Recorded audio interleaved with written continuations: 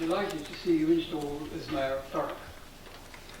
Forgive me for taking this opportunity to inform you and all members that yet again the monitoring officer has rejected my original question regarding social care. So, Mr. Perrin, I'm sorry, your question as written, please. Yeah.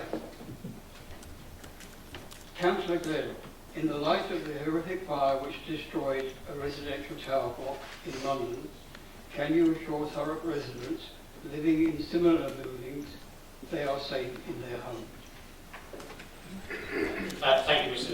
Mayor. Obviously, after giving such a long speech in regards to this, I still have absolutely no problem reiterating what I've said so far. Within 24 hours of the horrific fire at Grenfell Tower, the senior officer team have reviewed all the council's fire alarm safety systems as well as the bin shed sprinklers, the frequency of statutory Essex fire authority checks and the annual council checks, and I'm pleased to say that they were all up to date and completed before the inspection date. On Friday the 16th of June, staff from the housing service hand-delivered a letter and knocked on the doors of all 981 properties within the 15 tower blocks of Thurrock to reassure residents. The council had over a 70% contact rate, that's direct with the resident. And I congratulate the housing staff for their speed response and carrying this reassurance action out. It really makes the residents feel a bit safer. We've started meeting with tower block residents and the fire service also with us to outline the safety measures already in place to pick up any specific concerns and steps that residents can take to maximise their personal safety, such as checking their own personal smoke alarms. Thurrock high-rise blocks do not use any of the aluminium-based cladding which was used in the refurbishment of Grenfell Tower. The cladding is made from a resin-based material which has the highest possible fire rating, which is type O.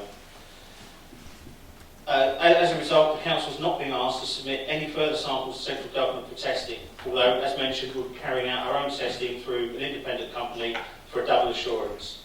The safety of our residents is paramount, and we will make sure in the coming months that all appropriate steps are being taken to ensure the continued resilience of our stock against this kind of tragic event that happened in Grenfell Tower. We will start with the tower blocks and then we'll work out some other properties too.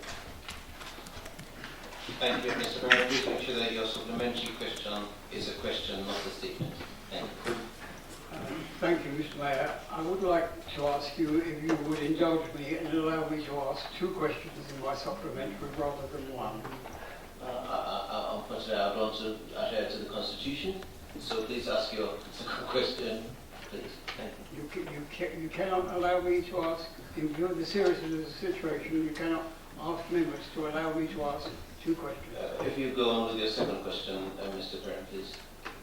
Fine. Does the council have any tower blocks more than 15 stories high?